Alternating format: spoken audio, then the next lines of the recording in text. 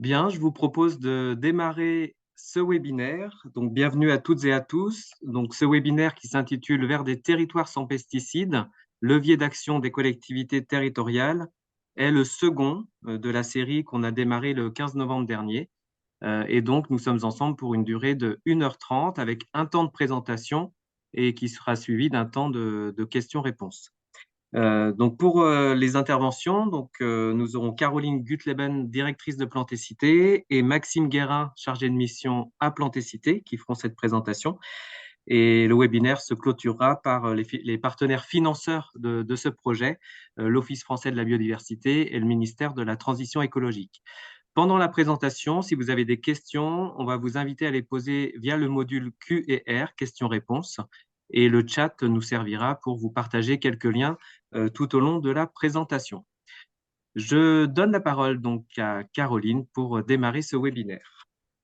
Bien, bonjour à toutes et tous. Eh bien, on est ravis de vous retrouver pour ce second webinaire. Alors, peut-être que certains d'entre vous n'étaient pas présents au premier, donc on a prévu quelques instants au début pour vous rappeler un peu le périmètre de ce travail, le périmètre des sujets qu'on va aborder.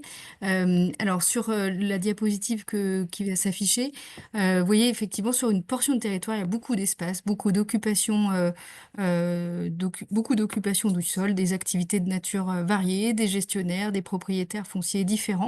Et donc, évidemment, les collectivités territoriales ont supprimé l'usage des pesticides sur les espaces publics depuis la loi Labbé et les réglementations qui s'en sont suivies. Mais néanmoins, il reste encore de nombreux espaces où l'usage des produits phytosanitaires est autorisé. Ce sont des espaces agricoles, des espaces gérés par des gestionnaires d'infrastructures de transport, des sites industriels. Et localement, en fait, ces usages peuvent générer des pressions environnementales, des pressions sanitaires sur l'eau, les milieux naturels, les habitants. Et ce sont des problématiques qui nous semblent enfin, qui ont le potentiel de converger tôt ou tard vers les élus, les services des collectivités territoriales, des intercommunalités, de leurs syndicats spécialisés. Et donc, c'est dans ce contexte qui nous avait semblé intéressant, il y a plus de 2 ans maintenant, de pouvoir mener tout un travail pour identifier les leviers d'action que peuvent avoir les collectivités territoriales.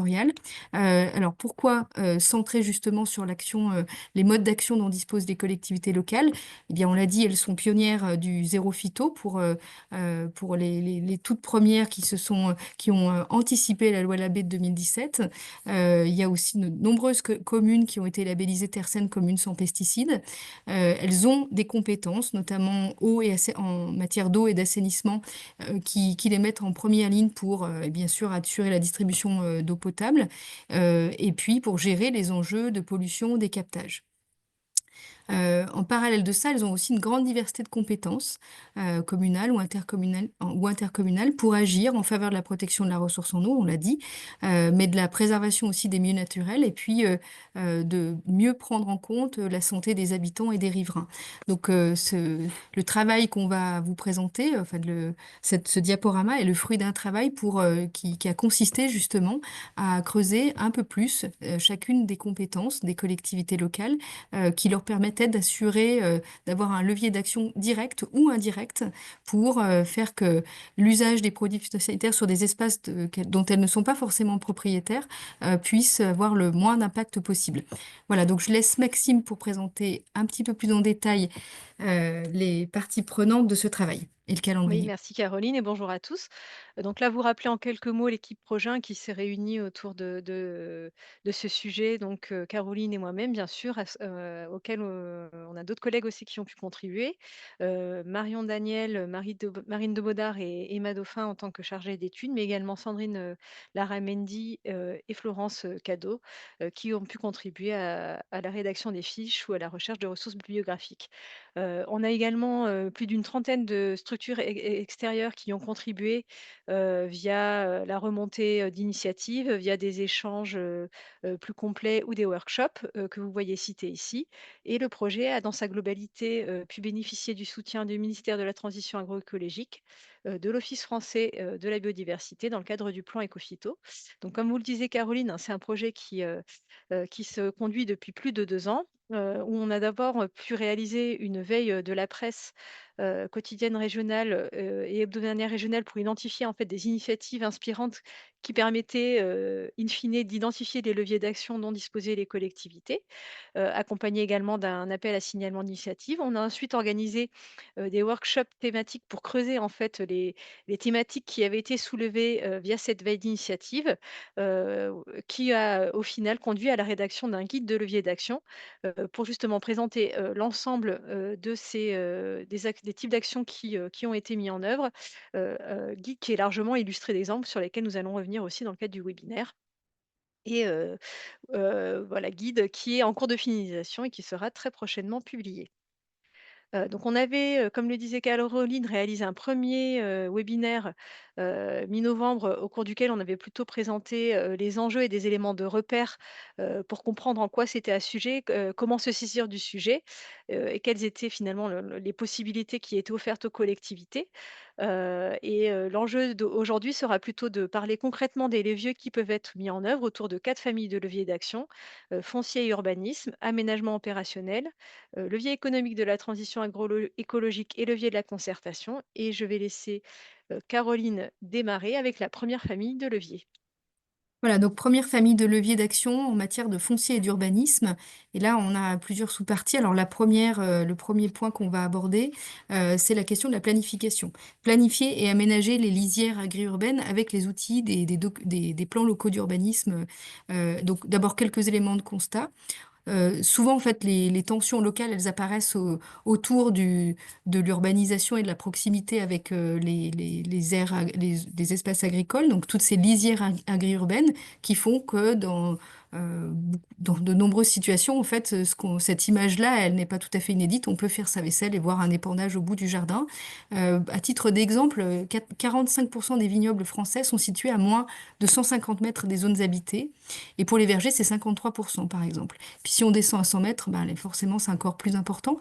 Donc, ce ne sont pas des situations isolées et ça met les élus des collectivités dans une situation parfois de, de, de gestion de conflits avec à la fois des besoins de protéger les habitants et les personnes vulnérables des risques d'exposition aux épandages sur les cultures agricoles et en même temps de permettre aussi des usages, des activités de production agricole sur le territoire. En fait, il y a l'idée de concilier un ensemble de choses.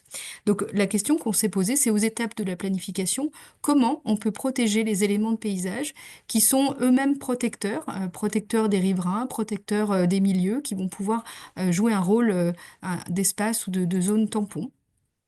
Alors donc là, dans ce premier élément, en fait, on se dit que déjà, il faut identifier les éléments de paysage comme des haies, bien sûr, mais aussi des franges arborées, différents types de lisières, des cordons boisés, des ripisylves, des talus boisés, qui peuvent constituer des éléments de paysage à protéger dans le PLU, PLUI. Et donc on peut après utiliser ces types de zonages qui sont affichés ici pour pouvoir justement protéger ces espaces-là qui auront une fonction d'aménagement de ces lisières agri-urbaines. Donc on peut mobiliser les zonages de type espace boisé classé ou les éléments de paysage à protéger, les secteurs humides aussi ou les espaces de continuité écologique. Et tous ces éléments-là, en fait, ont aussi l'intérêt de pouvoir après travailler des mobilités douces, de travailler les transitions sur un plan paysager entre des espaces agricoles et puis des espaces habités. Donc c'est aussi, on va dire, ça a plusieurs vertus. Voilà, donc sur ce point-là, on a du coup identifié un certain nombre d'exemples qui sont présentés dans le guide. Mais là, je voudrais euh, avancer sur d'autres leviers en lien avec les outils du PLU, à savoir les orientations d'aménagement et de programmation, les OAP, qui sont des outils pour insuffler des logiques d'aménagement et prendre en compte les enjeux locaux en amont d'un projet d'urbanisation. Alors, il existe deux types d'OAP, les OAP sectoriels pour un secteur, une portion du territoire, ou des OAP thématiques pour prendre en compte des enjeux un peu orientés autour de l'agriculture, des circulations douces, du cycle de l'eau, du paysage et de la biodiversité, des continuités écologiques. Trois petits points on aurait pu mettre puisque il y a les possibilités, enfin les orientations sont larges. Au niveau des obligations réglementaires, seule l'OAP continuité écologique est obligatoire depuis la loi climat et résilience de 2021. Les autres types d'OAP l'OAP c'est une démarche volontaire que les collectivités peuvent entreprendre. Alors, on a identifié un exemple intéressant, celui de l'ancienne communauté de communes de la région de Douai-la-Fontaine, Douai-en-Anjou, qui aujourd'hui appartient à la communauté d'agglomération de Saumur-Val-de-Loire.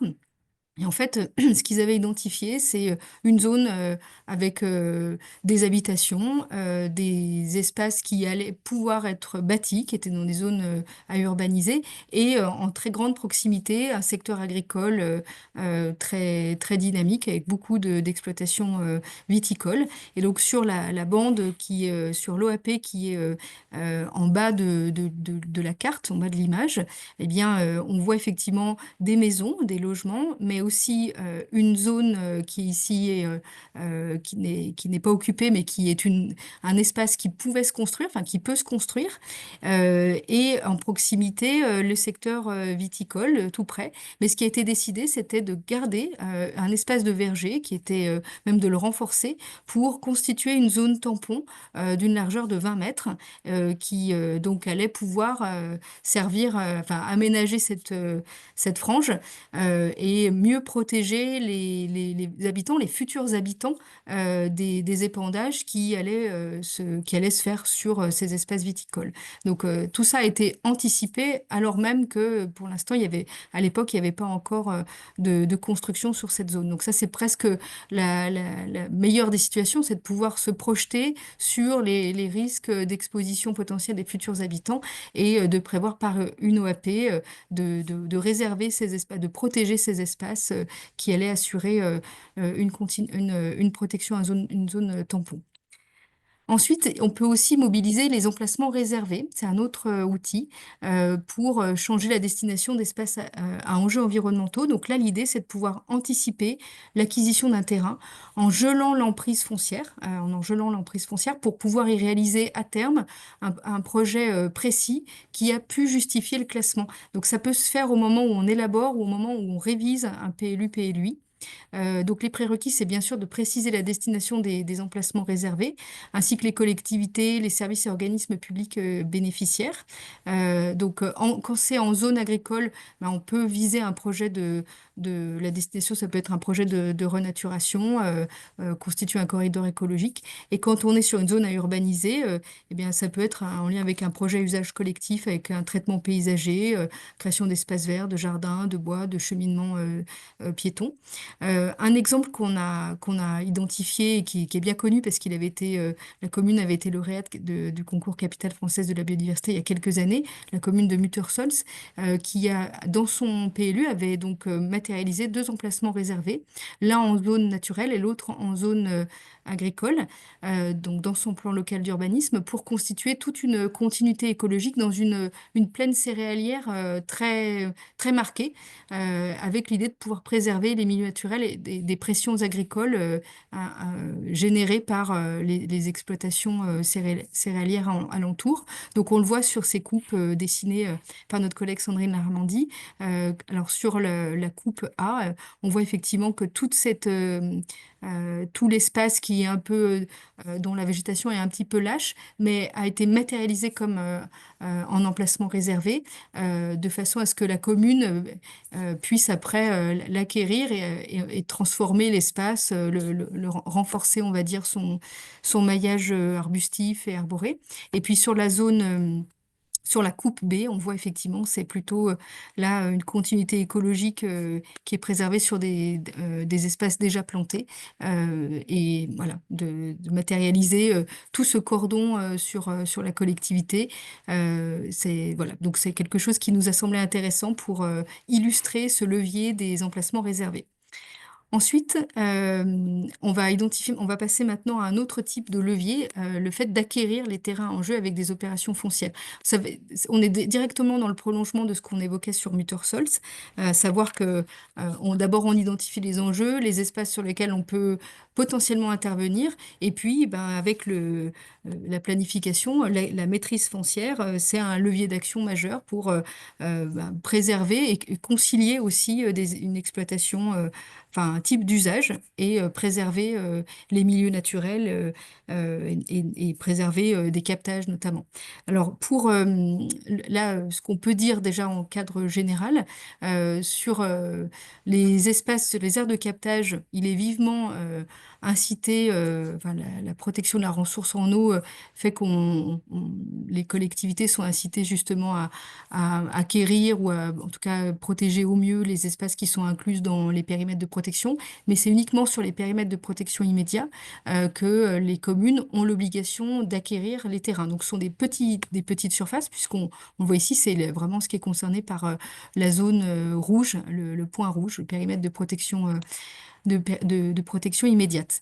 Après, il y a ce qu'il faut se dire, ces leviers-là, on peut les utiliser pour d'autres finalités, hein, créer des espaces tampons pour protéger les espaces avec des personnes vulnérables, les écoles, les crèches, mais aussi des milieux d'intérêt écologique. On n'est pas uniquement dans une optique de protection de la ressource en eau.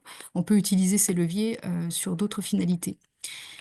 Alors déjà pour acquérir les terrains en jeu, ce qui est important, c'est de réaliser une veille foncière, dans le but peut-être d'acquérir les terrains ou d'échanger aussi des parcelles. C'est des choses qu'on a vues dans plusieurs exemples. Ce qu'il faut, c'est d'abord avoir les moyens de pouvoir regarder les espaces qui sont susceptibles de changer de main et après de travailler à une animation avec les propriétaires pour voir ce qui est possible d'être fait par une acquisition voie amiable ou les échanges. Pour ça, les collectivités peuvent bénéficier d'accompagnement, bien sûr par les SAFER pour tout le foncier agricole, qui assure donc le suivi du marché foncier, diagnostic foncier, recherche, négociation, acquisition, stockage temporaire, et puis les agences de l'eau aussi, qui peuvent intervenir en appui des collectivités pour les aider à définir leur stratégie d'intervention foncière, débloquer aussi des aides à l'acquisition en fonction des projets qui sont envisagés. Les collectivités, elles peuvent s'appuyer sur deux outils à Vigifoncier pour connaître les dynamiques locales, et puis Data Foncier qui permet d'accéder, c'est un outil développé par le CEREMA qui permet d'accéder aux données et d'analyser les marchés fonciers immobiliers. Alors, ce que peuvent faire aussi les communes, les collectivités, elles peuvent être proactives pour obtenir auprès des SAFER que les cahiers des charges annexés à la vente de parcelles agricoles situés dans des sites à enjeu intègrent des clauses environnementales. C'est une autre façon d'intervenir indirectement sans chercher à en être l'acquéreur. Si les collectivités n'ont pas les moyens d'acquérir ces espaces à enjeu, elles peuvent aussi être dans une forme de dialogue rapproché avec les SAFER pour faire qu'au moment du changement de main, eh bien, il y ait des clauses environnementales nouvelles qui soient intégrées. Alors, sur un autre levier, donc les droits de préemption. Là, on est un cran au-dessus, puisqu'on est en dehors des échanges et des acquisitions de voies amiables. Les droits de préemption, c'est passé en priorité, c'est à ne pas confondre avec les droits d'expropriation. Donc, sur les droits de préemption, il y a deux types de droits. Il y a les droits de préemption des SAFER, qui sont des outils mobilisables pour acquérir la propriété d'un bien, puis pour sa revente à un autre attributeur, soit un agriculteur, une collectivité, une personne privée, des établissements publics locaux ou nationaux, dont le projet répondrait mieux aux enjeux d'aménagement locaux et de protection de l'environnement. Donc c'est quelque chose d'assez classique, on va dire. Mais depuis 2022, il y a un nouveau droit, donc le droit de préemption ressources en eau, qui donne la possibilité aux collectivités locales d'acquérir en priorité des terrains situés dans les aires d'alimentation de captage. Alors c'est un dispositif réglementaire qui doit être institué par un arrêté préfectoral à la demande des collectivités ou des syndicats mixtes compétents en matière d'eau potable. Et donc le prérequis, c'est bien sûr de conserver la destination agricole des terrains préemptés, mais une commune qui aurait fait l'acquisition d'un terrain dans une aire d'alimentation de captage peut après le mettre en fermage, en faire finalement accéder l'exploitation de ces aires, de ces espaces par des structures, des exploitants qui respecteront des cahiers des charges et avec qui la collectivité pourra s'entendre sur les modalités de mise en œuvre. Et ça, on le verra, il y a d'autres leviers mobilisables par ailleurs. Alors, deux exemples qui nous ont paru intéressants. Il y a un exemple du syndicat Eau de Bassin Rennais qui a mis en œuvre un vaste programme d'échanges parcellaires en fait qu'il a animé. Donc c'était un enjeu très important parce que sur un captage prioritaire, le captage des drains du Coglais, qui avait été classé prioritaire en 2009, bassin versant de plus de 2000 hectares, donc assez significatif quand même. Il y avait 7 agriculteurs qui ont accepté, à l'initiative du syndicat, de réfléchir à la question effectivement des échanges parcellaires, voilà, question foncière. Il y a eu 2 ans de concertation et au final, ce sont plus de 66 hectares qui ont été échangés. Donc, ce qui est intéressant aussi, c'est que tous les agriculteurs étaient satisfaits des échanges qui ont été mis en œuvre. Certains se sont rapprochés de leur siège, de leur siège d'exploitation. Il y en a qui ont eu d'autres opportunités de mise en œuvre de culture. En tout cas, on voit effectivement que par un travail d'animation mené par le syndicat Hauts-de-Bassin rennais, avec l'appui de la SAFER, du conseil départemental de la Chambre d'agriculture d'Ille-et-Vilaine, eh bien, finalement, il y a eu une solution d'échange pour faire que les parcelles qui étaient situées dans l'aire d'alimentation de captage, avec potentiellement des pressions sur l'eau, ben, finalement, elles soient plus préservées et que les exploitations agricoles se poursuivent, mais en dehors de ces aires d'alimentation de captage. Autre exemple qui nous avait paru intéressant, c'est un syndicat intercommunal, le syndicat intercommunal des eaux de la région de Dolomieu-Montcarrat, qui aujourd'hui est devenu le syndicat des eaux du lac de Moras, qui avait aussi une problématique de protection de captage prioritaire sur l'aire d'alimentation de captage de Sermérieux, et qui a signé une convention avec la SAFER Auvergne-Rhône-Alpes, l'agence de l'eau Rhône-Méditerranée-Corse, pour mettre en œuvre une stratégie foncière qui vise à garantir durablement la qualité de l'eau, d'une part, et puis pérenniser la présence d'exploitations agricoles ayant des pratiques favorables. Alors, l'originalité de cette démarche, c'est que avec tous ces acteurs, en fait, il a été question de mettre en place finalement une enquête auprès de chaque propriétaire et ayant droit. Donc, ça faisait plus de 80 comptes de propriété sur 77 hectares au total, et ça représentait 217 parcelles. Donc, cette enquête pour permettre aux syndicats d'évaluer le potentiel de mobilité foncière à l'échelle de la zone d'action prioritaire de chacun des propriétaires. Et donc, en posant la question, en essayant de comprendre ce qui pouvait être un frein ou même un moteur pour changer changer d'espace, bah, finalement, la collectivité, le syndicat, a pu, avec l'appui du SAFER, en fait, faire l'acquisition de plus de 20 hectares euh, le, pour protéger ces espaces dans les aires d'alimentation de captage. Voilà, donc sur ces leviers-là, je poursuis, voilà.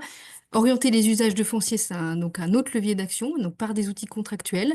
Là, donc, le premier levier qui nous a paru intéressant, c'est le bail rural à clause environnementale. J'ai déjà évoqué rapidement tout à l'heure.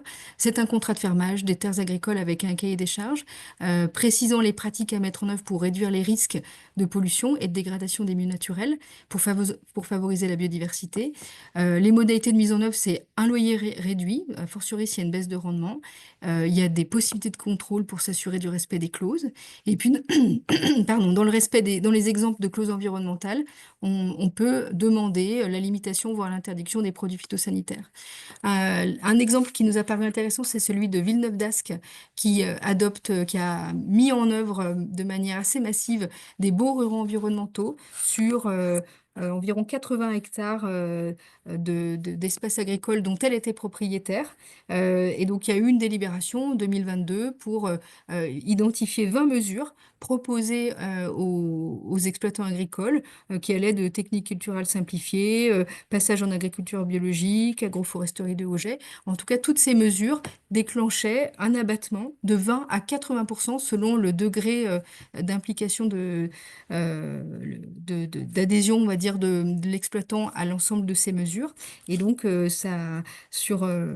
y avait en 2023, 8 des 10 exploitants agricoles de la commune qui avaient franchi le pas d'aller vers ces BRE, donc avec un intérêt donc partagé. Ensuite, donc il y a les contrats d'obligation réelle environnementale qui sont un autre outil qui permet aux propriétaires de mettre en place une protection environnementale de leurs biens immobiliers et de la garantir sur un temps long, maximum 99 ans. Alors les ORE, ils sont attachés aux biens immobiliers, c'est-à-dire que les modalités d'usage favorables à la biodiversité, elles sont transmises à tous les propriétaires successifs sur la durée du contrat. Les coûts du contrat restent accessibles. Et donc, pour bien comprendre, c'est un contrat entre un propriétaire, qui peut être un particulier, une collectivité ou un agriculteur, et un co-contractant, qui là peut être aussi une collectivité, un établissement public ou une personne morale de droit privé. Néanmoins, il peut aussi y avoir en fait un tiers garant des obligations environnementales. Et là aussi, les collectivités peuvent jouer ce rôle-là. Et puis après, il y a un autre cran aussi, c'est le gestionnaire du milieu. Quand c'est pas le propriétaire, ben, il peut y avoir un gestionnaire qui se met en place. Et là aussi, la collectivité peut décider de prendre ce rôle. Donc c'est intéressant à regarder en fait ces outils parce que les collectivités peuvent se positionner à plusieurs endroits, selon aussi si elles sont propriétaires ou selon le rôle qu'elles veulent jouer. Donc sur ces types de contrats, il y a des obligations pour le propriétaire. Et donc là aussi, on peut inclure la question de ne pas utiliser d'intrants chimiques agricoles. Et puis il y a des obligations pour les co-contractants sur le suivi naturaliste, l'appui administratif, la communication aussi auprès du public. On a identifié plusieurs exemples et un exemple intéressant de la commune de Montbazin, qui est une petite commune dans l'aire d'attraction de Montpellier, qui a des milieux de garrigues, des paysages de garrigues, des milieux aussi avec une forte pression foncière sur des terrains sans usage ou issus de la déprise agricole, et qui avait envie de pouvoir avoir une politique volontariste en matière d'acquisition foncière pour préserver la biodiversité et puis pour redéployer des usages traditionnels, dont la culture, enfin l'oléiculture ou le pastoralisme. Donc il y a un groupe d'élus fonciers qui se réunit régulièrement et qui met en œuvre une stratégie pour acquérir les terrains qui sont en lien avec ces objectifs-là. Alors en 2021, avec l'accompagnement du Conservatoire d'espaces naturels Occitanie, la commune a fait l'acquisition d'une parcelle d'oliverai de 7700 mètres carrés qui était entretenue par un particulier jusque-là, mais qui a été donc préemptée par la commune, puis mise en location via une convention dans laquelle s'inscrit des ORE. Donc une convention signée pour 5 ans entre la commune, le SEN Occitanie, l'ancien propriétaire, qui conserve l'usage de la parcelle et qui s'engage à ne pas utiliser de produits phytosanitaires et qui aussi s'engage à mener des mesures préventives contre la mouche de l'olive qui soient compatibles avec l'agriculture biologique. Voilà, donc ces prescriptions, elles sont très intéressantes. Elles ont été construites avec l'appui technique du SEN et l'ORE accompagne la commune dans sa démarche de préservation de la biodiversité et de transition agroécologique du territoire. Euh, Après, on a un autre levier, le stockage temporaire, pour orienter et faciliter les usages du foncier. Donc là, ce qui est intéressant, c'est que parfois, il y a le stockage des terres correspond finalement à ce besoin de mettre en réserve des terres en les acquérant, puis en les revendant après une période de quelques mois, quelques années, qui permet de prendre le temps nécessaire afin d'identifier des repreneurs qui aient la capacité à mettre en œuvre un projet qui soit en cohérence avec le besoin de la collectivité de protéger un captage ou de préserver des milieux naturels sur son territoire. Donc le principe, c'est un dispositif mobilisable par les collectivités locales, les SAFER, les établissements publics fonciers. Et puis, il y a une revente directe qui est possible ou à un bailleur agricole comme Terre de Liens, qui peut louer après le foncier à un exploitant agricole avec des modalités de fermage intéressantes. Et les collectivités peuvent aussi mettre en place une convention avec les SAFER pour préciser justement les usages vers lesquels elles souhaitent orienter les terres agricoles. Alors, un exemple qu'on a repéré, c'est un exemple alors, qui est un peu complexe, qui a beaucoup, on va dire, qui a eu une vie assez longue avec des rebondissements. C'est la communauté d'agglomération Gaillac-Groët, qui était la communauté de communes Tarn et d'Adoux, qui soutenait depuis de nombreuses années déjà le développement de l'agriculture biologique, avec notamment en 2012 le lancement d'un espace test pour les maraîchers. Donc, on va dire jusque-là, tout va bien. Mais finalement, il peut y avoir des changements de propriétaires qui remettent vite les choses en cause. Et c'est ce qui s'est passé en 2013 sur la commune de Rivière, avec l'arrêt d'une exploitation de 7 hectares de vergers en agriculture biologique qui ont été préemptés par la SAFER Occitanie au bénéfice d'une production céréalière conventionnelle. Donc il y a eu une forte mobilisation d'habitants. Et donc, du réseau des AMAP aussi, pour inviter la communauté de communes à négocier avec la SAFER pour maintenir des projets en agriculture biologique sur ces terres. Alors finalement, 4 hectares sur les 7 ont été cédés à une agricultrice voisine en agriculture biologique. Et puis, il y avait 3 hectares restants qui ont été stockés temporairement par la SAFER. La collectivité a mis en place une convention de gestion temporaire de ces biens agricoles pour en assurer le portage financier, foncier, et puis en vue d'une cession ultérieure. En 2015, l'association Terre de Rivière a été créée par le réseau des AMAP du Tarn pour permettre l'achat collectif de ces 3 hectares restants et y installer une activité de maraîchage biologique. Et pour y parvenir, il y a eu un appel aux dons qui a été lancé en 2016 par cette association Terre de Rivière. Et donc ces dons collectés par la Fondation Terre de Liens, reconnue d'utilité publique, ont permis l'acquisition de ces 3 hectares et enfin de mettre en place des exploitants maraîchers qui sont installés donc en 2018 et qui exploitent ces terres via un bail rural à clause environnementale. Voilà pour cet exemple-là. Et puis, passons maintenant au dernier levier identifié sur les enjeux, le périmètre foncier et urbanisme. Construire des règles de gestion commune sur le foncier public et privé. Donc là, il y a plusieurs dispositions possibles. D'abord, de mobiliser les associations foncières à vocation agricole, pastorale ou forestière. Là, il s'agit en fait de regrouper les propriétaires fonciers pour coordonner les actions qui concourent à des objectifs communs, comme la mise en valeur des terres ou la préservation de milieux naturels. Il y a 2 types d'associations foncières. Les associations foncières pastorales ou groupements pastoraux. Alors là, ils jouent le rôle d'interlocuteur unique à la place de tous les propriétaires. Ils mettent en commun les travaux nécessaires, l'entretien de clôture, les travaux de défrichement, la mise en valeur des terres. Et puis, il y a les associations foncières agricoles, les AFA. Et donc, on peut, en constituant une AFA, un propriétaire peut donner toute une partie de la gestion de ses terres, pardon, à la femme, et c'est un mandat individuel en fait. Voilà, ça peut pas être automatique. Il y a aussi 3 formes juridiques: les associations autorisées préalablement par le préfet, les associations libres qui se constituent librement par les personnes volontaires, et puis les associations constituées d'office qui sont elles-mêmes créées par le préfet. C'est encore un cas un peu particulier. Un exemple, celui de Douel, qui est donc une petite commune de 800 hectares qui a 2 captages Grenelle. Et donc cette petite commune, on le voit ici un peu sur l'image, était confrontée à une forte proportion d'agriculteurs sans successeur, mais surtout un morcellement très important de la propriété foncière.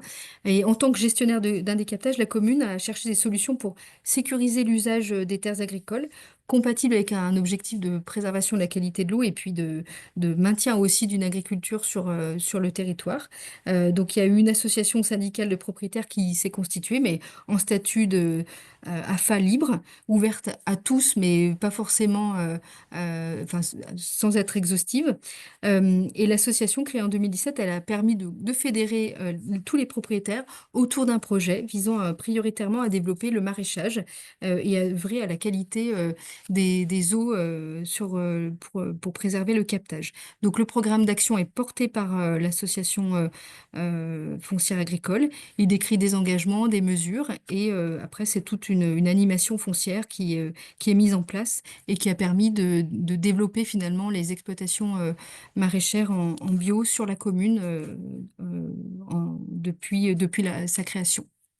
Voilà ce qu'on peut dire sur ce levier-là et je pense que le deuxième et dernier point sur cette question de construire des règles de gestion commune, c'est autour des bords de champs, qui sont un peu des fois les impensés de ces espaces, ces espaces agricoles.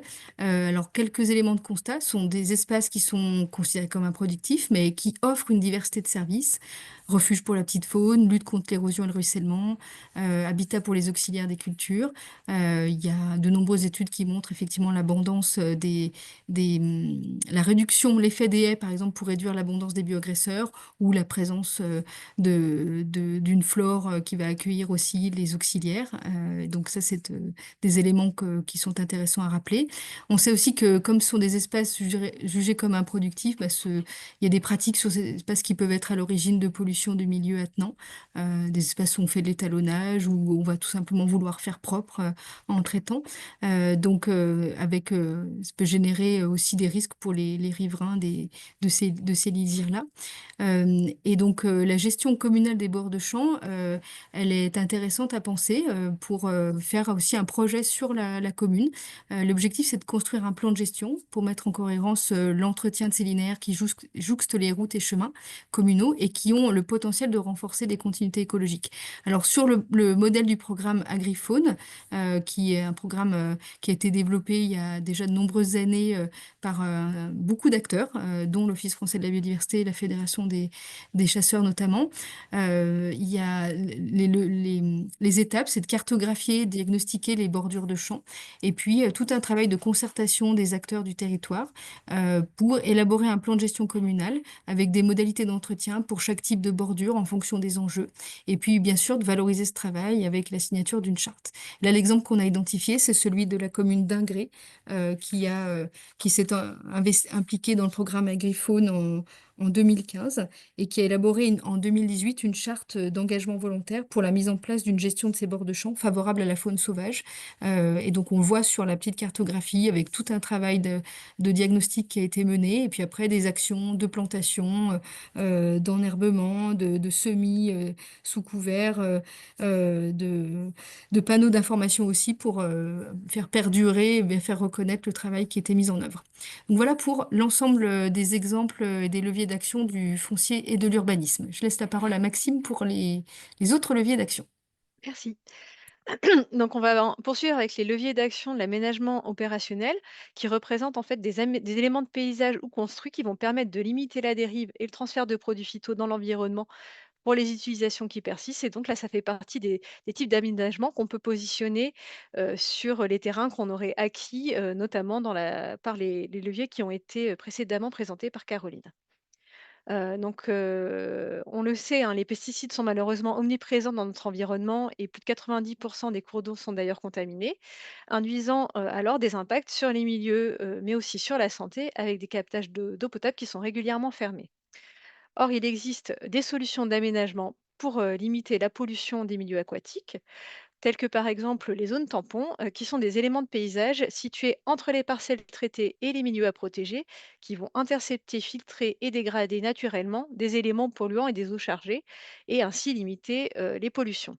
Ces aménagements, ils peuvent être mobilisés par des acteurs non agricoles tels que les collectivités, à l'image par exemple de La Roche-sur-Yon, que vous voyez illustré ici, qui, pour limiter l'épandage d'intrants sur des pelouses sportives, a aménagé sur l'ex-plan d'eau de Renou une circulation de l'eau pour faire en sorte que les eaux de drainage ne soient pas directement rejetées dans la rivière Yon, mais plutôt dans une zone de lagunage adjacente afin d'être digérées avant de rejoindre le cours d'eau.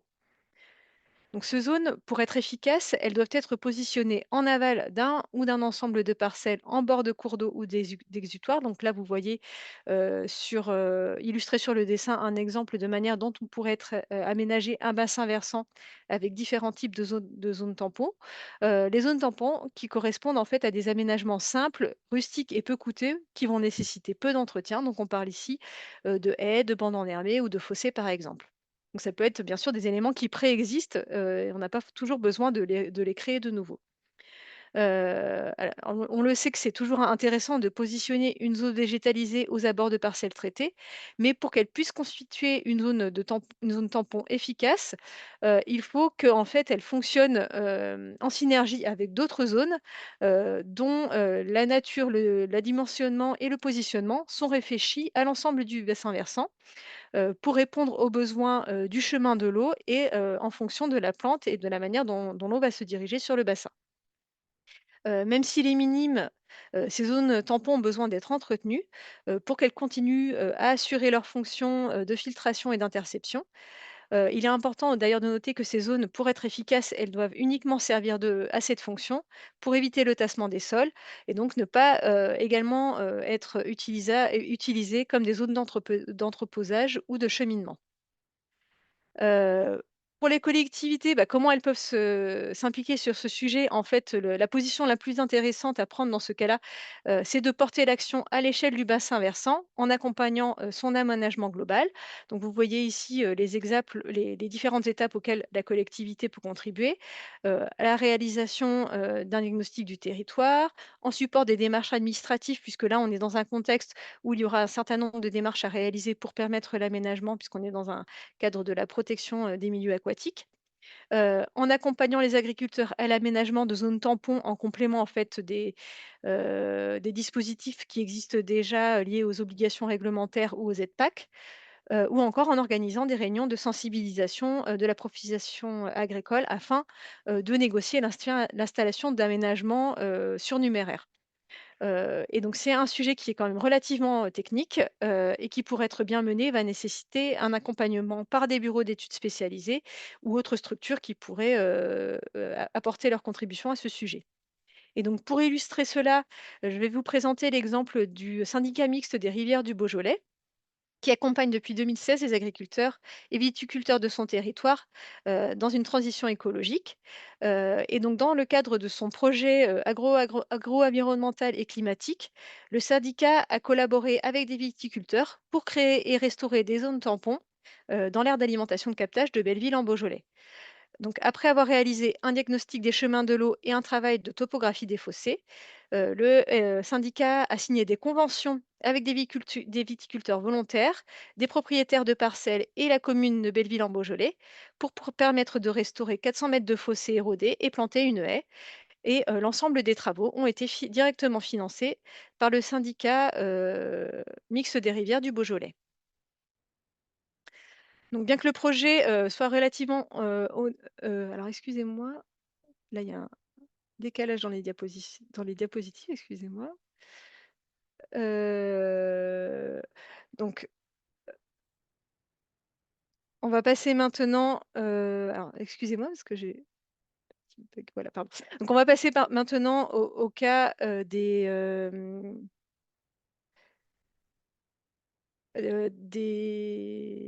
équipements collectifs pour les nettoyages et le remplissage des pulvérisateurs. Donc excusez-moi, il y a une diapositive qui a sauté.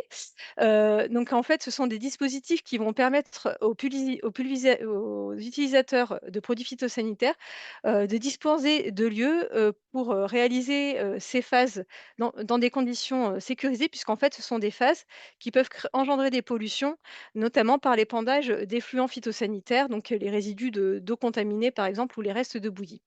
Et en fait, on se rend compte, que lorsque les équipements ne sont pas disponibles, cela peut induire des pollutions supplémentaires au-delà des traitements phytosanitaires. Donc ce sont des projets qui peuvent être, relativement onéreux à mettre en place, mais qui sont largement subventionnables et qui peuvent, s'auto-alimenter. Donc là, vous voyez ici, l'exemple de Bièvre-Isère, Communauté, qui est située en fait dans une zone à dominante céréalière où la polyculture élevage est en développement et où une partie des captages sont classés prioritaires. Donc le diagnostic de territoire a révélé que certains agriculteurs ne respectaient pas la réglementation sur la dilution pour la vidange des cuves et qu'ils lavaient, leur pulvérisateur sans récupérer les effluents. Et donc pour remédier à cela, la collectivité a choisi, de promouvoir la construction d'aires de lavage collectives, qui était en fait une solution plus adaptée aux exploitants qui étaient moins amenés à réaliser des traitements comme, le sont les éleveurs, pardon. Donc l'idée a été de confier la gestion de ces aires collectives, à un collectif d'agriculteurs montés en association avec le Bièvre Isère Communauté qui se positionnait comme maître d'ouvrage. Le projet est financé par la collectivité qui gère les démarches administratives et les appels d'offres. Et une fois l'aire construite, la propriété est transférée aux agriculteurs qui remboursent progressivement les coûts investis après déduction des subventions donc qui, en l'occurrence, ont été apportées par les agences de l'eau, les conseils départementaux et le conseil régional. Les agriculteurs intéressés, donc soumettent le projet à la collectivité, la première aire a été lancée en 2014 à Motier, sur un terrain qui a été fourni par la commune et qui a été inauguré en 2018. Puis, grâce à ce montage particulier, l'aire a en fait, entièrement été remboursée en 2024. Il est important de noter que pour ces, aires, de lavage collective, la question du positionnement, de l'aire est importante puisqu'il peut y avoir des contraintes, liées aux règles d'urbanisme qui peuvent, en fait, jouer sur le lieu où l'aire pourra se situer et c'est pour ça qu'elles sont en général, situées soit à proximité de stations, d'épuration pour, finalement, bénéficier, des infrastructures qui préexistent ou sur, l'aire, de coopératives agricoles, parfois, après que la collectivité ait pu acquérir le foncier nécessaire à la réalisation de l'aire. Lorsque la collectivité souhaite se lancer, il est essentiel cependant qu'elle s'assure que les conditions locales, soient favorables à la réussite du projet, bah, pour être sûr que derrière, les agriculteurs, utilisent effectivement ces terres. Donc ça va être, possible en installant, le plus tôt possible un dialogue étroit avec les agriculteurs pour répondre à leurs besoins techniques mais aussi évaluer le volume d'effluents traités, mais aussi pour trouver la bonne parcelle, comme je viens de le préciser. Afin que l'air apporte les bénéfices souhaités et puis pour qu'elle puisse rester aux normes également, il faut que le fonctionnement et l'entretien, soient réfléchis dans la durée. Donc on peut par exemple proposer, des abonnements, aux agriculteurs pour, dispenser, de fonds financiers, pour, permettre l'entretien de ces zones ou encore, proposer aux agriculteurs de s'associer avec la collectivité ou avec le syndicat qui va gérer l'air pour assurer un entretien, partagé de cette aire sur la base du bénévolat. Et donc comme pour d'autres leviers, là, c'est, très important de bénéficier aussi d'un accompagnement technique, puisque là, on voit aussi que ces aires, ne s'improvisent pas et qu'elles vont nécessiter, bah, de maîtriser un certain nombre de sujets pour pouvoir les réaliser correctement. Autre point, d'intérêt, c'est que, en fait, au-delà de réduire les pollutions, ces aires collectives, elles constituent en général, des lieux de rassemblement et d'échange entre les agriculteurs et les autres structures impliquées, et qu'elles permettent alors de constituer, des liens forts, qui vont, permettre de réaliser par la suite, si on le souhaite, d'autres actions collectives pour réduire l'utilisation de pesticides. Le second, levier, donc au-delà de capter les polluants sur les zones à enjeu, concernant l'aménagement opérationnel, va s'intéresser, aux aménagements pour protéger les riverains, puisqu'on le sait, hein, une partie des produits épandus va se retrouver dans l'air, même lorsque les bonnes pratiques sont respectées. Or, comme l'a dit tout à l'heure Caroline, une partie importante de la population et une partie croissante surtout, se retrouve à vivre à proximité de parcelles traitées, du fait de l'urbanisation et se retrouvent alors potentiellement exposés à des résidus de pesticides qui vont dériver dans l'air. Cette proximité, elle peut induire des effets sur la santé des riverains, via des intoxications ponctuelles, mais aussi des effets à long terme lorsqu'on a des expositions répétées. Et donc on voit que, on a de plus en plus de situations, conflictuelles avec, des riverains qui jugent parfois que, les règles qui s'appliquent actuellement, puisqu'il y a quand même un certain nombre d'obligations réglementaires, peuvent être insuffisantes pour protéger correctement, leur santé. Et donc en tant que collectivité, lorsque je ne peux pas ou en complément d'agir directement sur les pratiques des agriculteurs pour réduire les pollutions à la source, je peux limiter l'impact sur les populations riveraines en, favorisant l'installation d'aménagements protecteurs pour limiter l'exposition des riverains. Donc je vais revenir, rapidement sur le phénomène de dérive pour vous donner quelques éléments de compréhension, donc qui correspond en fait à la mise en circulation de gouttelettes de produits qui sont issus des traitements, et qui va intervenir pendant le traitement ou peu après. Donc on va avoir une majorité de gouttelettes qui va alors se poser dans les 10 premiers mètres, aux alentours, du point de traitement, mais les gouttelettes, une fois dans l'air, elles peuvent parcourir plusieurs dizaines, voire une centaine de mètres. Donc la dérive, elle va être maximale dans les 2 heures qui suivent le traitement, mais elle reste cependant élevée dans les 12 heures et peut persister 24 heures. À plus long terme, on va avoir une fraction de produit qui va être pas ni absorbée par les plantes, ni absorbée par le sol, qui va se transformer en gaz et qui va être remis en suspension dans l'air. Et là, c'est une autre manière d'être exposé, aux pesticides via l'air, et c'est ce qu'on appelle la volatilisation, qui va induire en fait un relargage des produits sur une longue période et une plus longue distance puisque les gouttelettes peuvent alors être transportées sur plusieurs kilomètres. Et donc le risque pour la santé humaine, il va varier en fonction du niveau d'exposition, mais aussi des caractéristiques individuelles, bien sûr. Et donc le niveau d'exposition qui va être conditionné par la quantité de produit qui va être émise hors de la parcelle, par le temps écoulé depuis le traitement. Donc bien sûr, on a plus de risques si on vient sur la parcelle ou à proximité dès que le traitement a été réalisé ou si on vient dans les heures qui suivent. Et puis de la distance par rapport à la parcelle traitée et bien sûr aussi de la durée d'exposition. Est-ce qu'on reste plus ou moins longtemps en contact avec les gouttelettes de pesticides?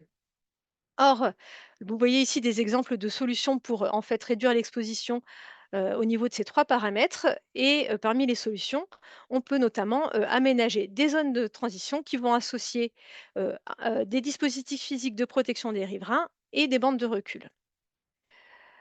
Donc dans l'idéal, on aimerait bien sûr que tous ces aménagements puissent avoir lieu en concertation avec l'agriculteur, mais c'est pas toujours le cas et ça permet cependant de tout de même de mettre des choses en place, même si, l'agriculteur, n'a pas pu, être intégré dans la démarche.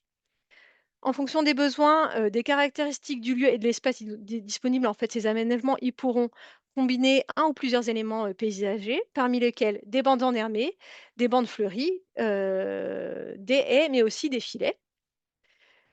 Donc les bandes fleuries, elles vont tenir à distance les traitements. Les filets, ils vont permettre de limiter la dérive et les haies, elles vont avoir un double rôle puisque par leur épaisseur, elles peuvent aussi tenir à distance les riverains au-delà, de limiter la dérive. Du fait de l'impact visuel négatif, on va cependant, faire en sorte que les filets restent une solution transitoire en attendant, peut-être l'installation d'une haie qui atteindrait la pleine efficacité.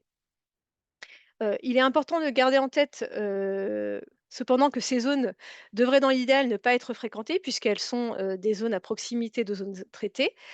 Et donc il va falloir aménager, ces zones, dans ce sens-là, c'est-à-dire faire en sorte que, l'aménagement n'invite pas les personnes, présentes sur le lieu à y rester et que lorsque, malgré tout la zone serait une zone de passage, l'espace qui soit, dédié à la circulation, il se situe le plus loin possible de la zone traitée et qu'il en soit séparé par une haie ou par un filet.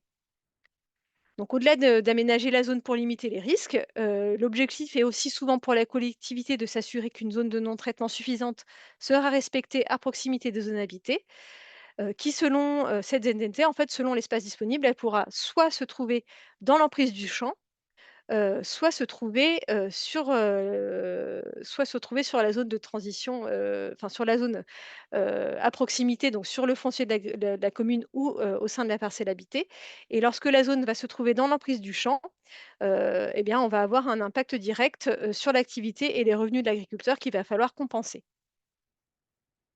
Donc en ce qui concerne la largeur idéale de la zone, non traitée le long des zones habitées, bon, elle va varier en fonction, du type de personne que l'on cherche à protéger, du produit utilisé et du mode d'application, qui va être conditionné par le type de culture qui va être mis en place. Donc là, vous voyez qu'ici, entre la science et la réglementation, il peut y avoir des différences en termes de distance qui seraient préconisées pour avoir, une largeur idéale. Mais en fait, lorsqu'on essaie de trouver finalement un compromis, entre, minimiser l'impact, sur, les utilisateurs de produits et maximiser l'efficacité, de la zone de non-traitement, on trouve une distance d'à peu près 20 mètres. C'est souvent ce qui est proposé, par les collectivités, à 20 mètres qui seront, respectés systématiquement, c'est-à-dire quel que soit le type de produit utilisé. Si la zone se situe dans l'emprise de la zone cultivée ou exploitée, elle sera, dans l'idéal sanctuarisée par une bande de recul fleurie ou enherbée, puisqu'en effet, si elle n'est pas cultivée, il y a plus de chances que l'agriculteur, ne soit tenté d'y réaliser des traitements. Donc sous l'angle du foncier, donc qui est, un angle important à considérer pour ce levier, on va distinguer 3 cas. Le premier cas, le plus simple, la zone est sur le foncier public ou dans la zone habitée et donc là, on maîtrise totalement, ce que l'on peut faire sur cet aménagement. Dans le deuxième cas, la zone va se situer sur le parcellaire de l'agriculteur, mais en dehors de la zone exploitée du champ et donc là, on va avoir besoin de passer un accord qui sera formalisé ou non avec l'agriculteur pour s'assurer que l'aménagement sera effectivement réalisé.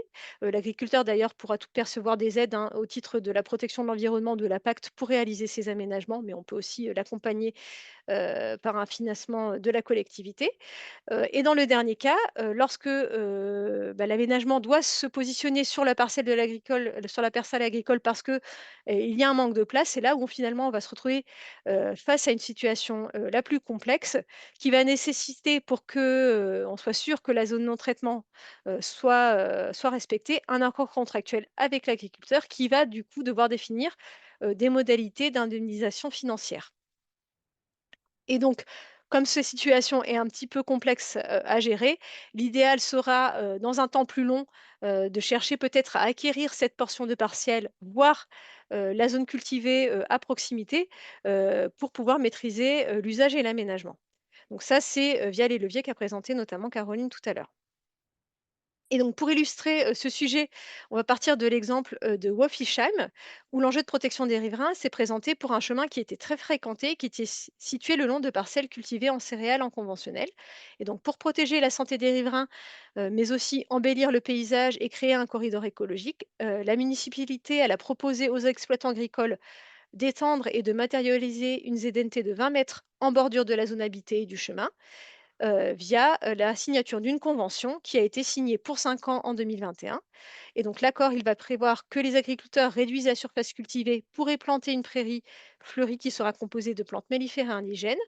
Les exploitants sont des responsables de l'impact de l'implantation et de l'entretien, de la zone enherbée et la commune s'engage à les indemniser pour rémunérer, le service à vocation environnementale.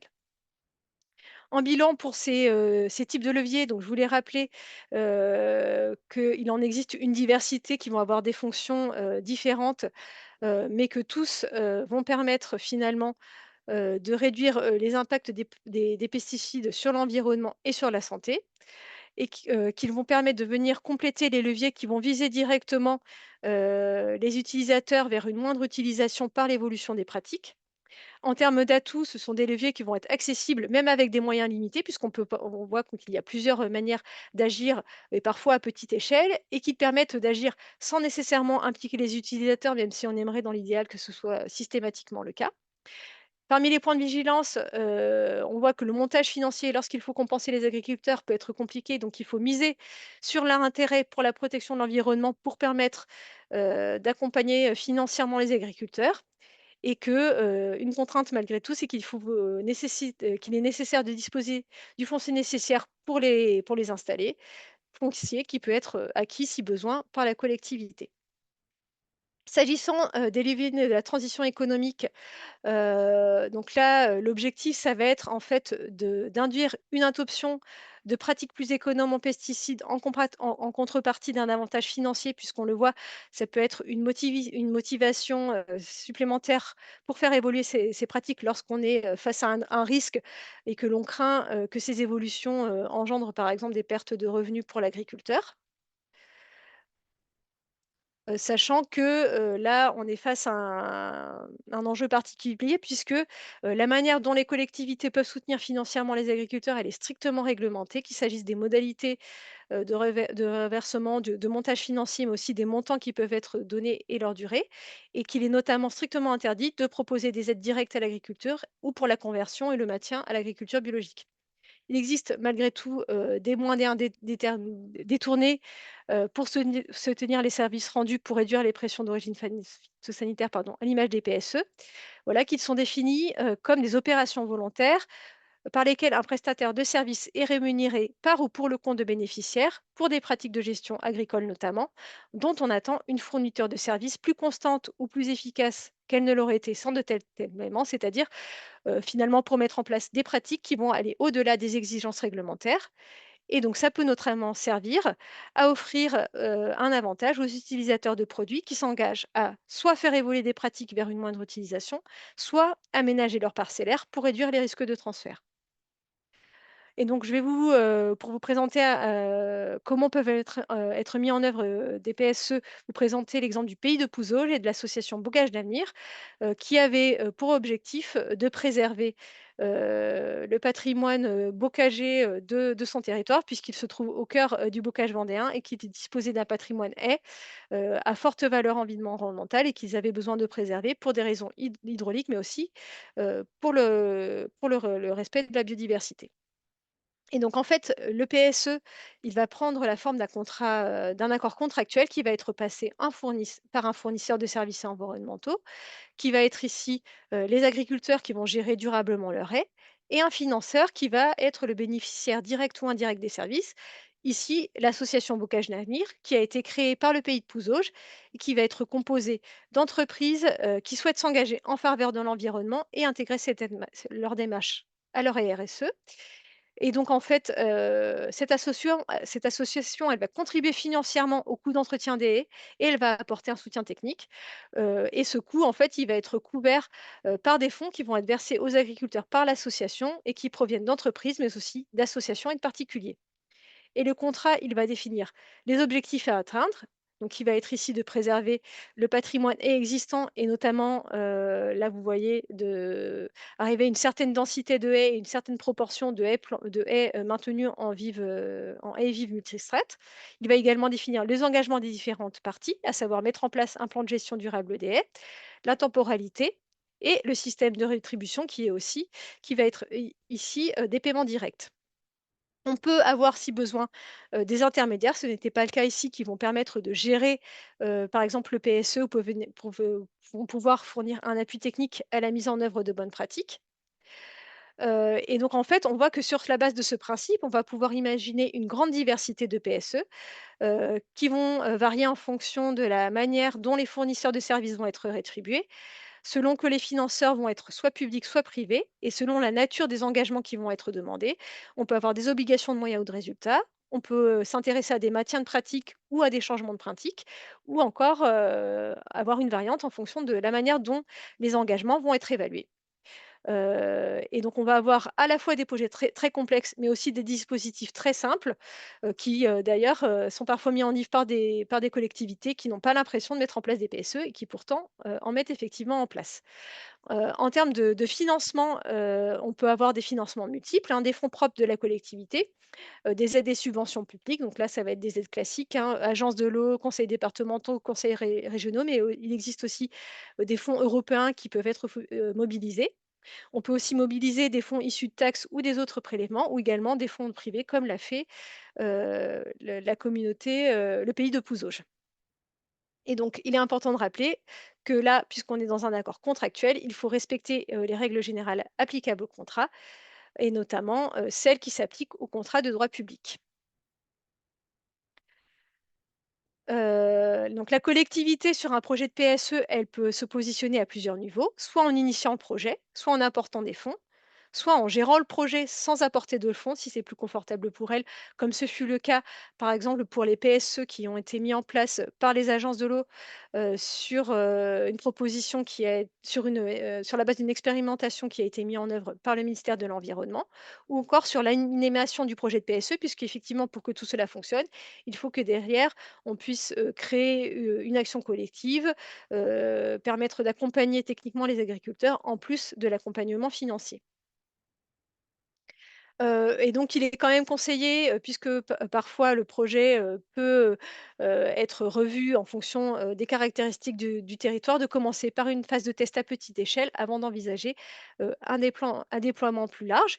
Et donc, je voulais vous dire que, aussi, pour les collectivités, qui ont entendu parler des PSE, agences de l'eau qui sont actuellement, plus mobilisables, un nouveau régime d'aide notifiée va être lancé par l'État pour 2025 et 2017, et avec la différence que cette fois-ci, les collectivités vont non seulement pouvoir se positionner en tant que gestionnaire de projets de PSE sans pour autant investir des fonds, mais également en tant qu'autorité d'octroi, c'est-à-dire porter dans l'intégralité un projet de PSE sur le territoire, tout en bénéficiant d'aides de l'Europe. Donc, au-delà des PSE, il existe également d'autres dispositifs d'exonération avec des montages un peu plus simples, comme des BRE à loyer modéré, des exonérations de taxes foncières ou des tarifs de l'eau à prix réduit pour des activités agricoles qui seraient plus bénéfiques pour l'environnement. Mais on peut aussi accompagner le déploiement de désherbage mécanique, puisque c'est souvent le désherbage un motif prégnant dans les origines des pollutions des captages notamment. Donc il s'agira ici de proposer à la fois un accompagnement technique et financier, comme l'a fait par exemple les syndicats d'eau de l'Anjou, avec des aides par passage de matériel de désherbage, des aides à l'acquisition de matériel, voire des aides pour réaliser des prestations de désherbage en agriculteur, et en parallèle des journées de démonstration de matériel ou des campagnes d'essai par exemple. Donc là aussi, comme tout dispositif, il faudra qu'il soit animé pour pouvoir porter ses fruits. Là aussi, il est possible d'accéder à différents soutiens, dont celui des agences de l'eau et des conseils départementaux et régionaux. Et pour que la démarche puisse porter des fruits, il est aussi conseillé de se rapprocher des chambres d'agriculture ou d'autres opérateurs agricoles sur les aspects techniques pour permettre de convaincre les agriculteurs de passer au désherbage mécanique. Euh, Au-delà, finalement de ces aides qui peuvent permettre de faire indirectement, évoluer les pratiques, on peut aussi imaginer, une aide plus directe en garantissant des débouchés pour les filières peu consommatrices en attente, puisqu'on voit que parfois lorsqu'on souhaite passer à l'agriculture biologique, on peut avoir des retours en arrière, parce qu'on a des difficultés financières.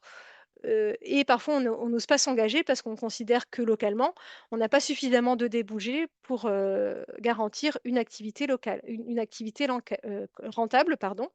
Et là, la collectivité peut contribuer en développant des filières de commercialisation. Donc l'exemple le plus connu, c'est la mise en place, enfin, en fait, d'intégrer des produits d'origine biologique dans la restauration collective en actionnant les leviers de la commande publique. Donc là, je vais vous parler pour ce faire pas, de l'exemple de Mouansartou qui est très connu, mais de celui de Lons Agglomération, qui en fait, qui a eu des problèmes liés à la qualité des problèmes de qualité de l'eau depuis les années 90 et qui, en complément de donner des solutions, pour réduire les pollutions à la source, a souhaité soutenir l'agriculture biologique en développant des débouchés pour la restauration collective. Donc en introduisant par exemple dès 2001 des produits, bio en construisant une filière bien bio locale, en introduisant ensuite progressivement de nouveaux produits, des œufs, des viandes et cetera. Mais aussi en construisant en 2015 une légumerie bio face au restaurant municipal pour préparer et congeler les produits. Et enfin en mettant en œuvre des partenariats avec les agriculteurs et autres, acteurs économiques pour construire, une filière plus globale pour permettre d'alimenter sa restauration collective. Et donc pour aller plus loin, on peut aller dans un temps, favoriser l'installation d'infrastructures de transformation ou d'ateliers de conservation comme l'a fait l'ONS, favoriser l'installation d'agriculteurs, par des aides via la protection de l'environnement ou en acquérant du parcellaire agricole pour réorienter les usagers et répondre aux besoins, et donc ça, c'est tout ce qu'on a vu, précédemment. Hem, Autre levier, donc ça peut être d'accompagner, des nouvelles filières à bas niveau d'intrants. Donc qui sont des filières en fait, qui ne vont quasiment pas utiliser d'engrais ou de fertilisants. Donc ça va être par exemple des fourrages ou des cultures de biomasse, et donc la collectivité là va mobiliser ses compétences en matière de développement économique pour structurer ces filières, agricoles non alimentaires et favoriser les débouchés sur toutes les étapes de la chaîne aval de la production. Et donc là, la collectivité elle va en fait se positionner en catalyseur de projet pour permettre de rassembler l'ensemble des acteurs, autour de ce sujet et créer toutes les conditions, pour que des débouchés puissent se mettre en œuvre. Et donc c'est le cas, par exemple, du syndicat intercommunal d'alimentation en eau potable, heu, d'Adwerpswiller-Bachwiller, pardon, qui a en fait, permis, le développement de cultures de Miscanthus, pour permettre, d'alimenter le réseau de chaleur collectif dans une zone de captage prioritaire. Donc là, l'idée, c'était de passer à des cultures moins impactantes, pour permettre une meilleure protection des captages. Heu, on va ensuite avoir, la création de marques de territoire bio. Donc là, c'est un échelon un peu plus important, où on va pouvoir s'appuyer sur le marketing, territorial pour promouvoir, en fait, ces produits. Et donc la collectivité va agir soit, en initiant ou favorisant la création de structures commerciales collectives, et d'associations de producteurs qui vont permettre de diffuser les produits, ou soit encourager ces démarches en s'appuyant sur des réseaux territoriaux. Et donc là, vous voyez ici l'exemple de Eau de Bassin Rennais et de son label Terre de Source, qui a en fait, a développé des débouchés pour les produits, agricoles qui y étaient issus, des aires d'alimentation de captage qui respectaient un cahier des charges créé autour de la protection de l'eau. Et donc elle s'est appuyée sur les leviers de la commande publique locale en mettant en place, des marchés de prestation de services. C'est-à-dire qu'en contrepartie de l'achat des produits, les producteurs s'engageaient à faire évoluer leur mode de production. Et donc le label s'adressait aussi bien à des producteurs en agriculture biologique qu'à des exploitants agricoles en conventionnel, mais qui faisaient évoluer leurs pratiques. Et donc pour renforcer l'offre, et aller plus loin, une SKIC a été créée en 2022 pour permettre en fait au label de se positionner sur tous les circuits de commercialisation au-delà, même du territoire de la collectivité. Et dernier exemple sur, ce sujet, en fait, c'est de profiter, des projets alimentaires territoriaux, pour, finalement les orienter en faveur de la réduction des pesticides. Des projets qui vont permettre en fait d'apporter un cadre stratégique global au projet de mise en place de filières et de débouchés et de fédérer les acteurs du territoire autour des enjeux de la transition agricole. Et donc là, on est encore à un niveau supérieur. Donc là, c'est entre guillemets le niveau ultime, qu'on pourrait, mettre en place pour garantir des débouchés. Et donc là, l'exemple, c'est celui du Havre Seine Métropole, qui a en fait, via son, plan agroalimentaire et alimentaire territorial, a impliqué les acteurs économiques pour développer, l'agriculture biologique. Et donc au-delà d'actions foncières, ils ont prévu un accompagnement technique et financier des agriculteurs pour aider à la conversion à l'AB et notamment pour leur permettre d'acheter du matériel d'occasion. Ils ont également travaillé en transversalité, avec, les pôles économiques de la collectivité, pour permettre de créer des espaces tests agricoles tremplins qui vont permettre aux futurs maraîchers, qui vont s'installer de tester un certain nombre de pratiques ou en proposant encore, des exploitations maraîchères clés en main avec des serres et bâtiments en zone périurbaine par la création, là encore d'une SIC. Et donc, pour l'ensemble de ces leviers, on voit là aussi qu'il en existe une grande diversité qui permettent à chaque profil de collectivité, mais aussi à chaque profil d'utilisateur, de trouver un dispositif qui lui est adapté, puisqu'on va avoir des engagements plus ou moins forts, des démarches qui vont nécessiter des moyens financiers, une ingénierie et un formalisme plus ou moins importants, ce qui va en fait permettre à chacun finalement de se positionner. Les avantages, c'est que ça rassemble un collectif mobilisable qui va permettre de prolonger les efforts dans la durée, voire d'aller plus loin. Et là, comme un certain nombre d'autres actions, les ASC prioritaires vont offrir un cadre, qui va permettre d'avoir, accédé à des soutiens financiers et que, là, pour que ça fonctionne, les points de vigilance, c'est de animer et porter la démarche, mais ça, on va en parler juste après, pour s'assurer que tout soit mis en œuvre correctement. Bien, alors passons désormais aux dernières familles de leviers, les leviers de la concertation, avec deux niveaux. Le premier niveau, c'est que d'abord, on a besoin d'adopter dans un certain nombre de situations un projet partagé sur un territoire et comment on s'y prend. Donc, il y a déjà une diversité de situations qui nécessitent d'avoir des démarches de dialogue territorial. C'est par exemple comment faciliter les acquisitions foncières pour protéger un captage, comment engager la RSE des entreprises en faveur d'une gestion écologique de leurs espaces, comment mettre en œuvre des projets territoriaux autour de l'alimentation bio, comment encourager la consommation de produits agricoles locaux et bio, comment sensibiliser les utilisateurs de pesticides à la qualité de l'eau. Et donc, toutes ces questions-là, eh ben, finalement, elles peuvent, le point commun, c'est qu'on a besoin d'avoir de la méthode, des outils et un rôle aussi, des fonctions particulières. Pardon, c'est hop, sur la diapo d'avant. Entre les différentes parties prenantes qu'il faut bien identifier, avec un animateur, ce que je disais, qui joue un rôle central et qui n'est pas forcément issu d'une des parties prenantes, ou en tout cas qui doit avoir une position neutre.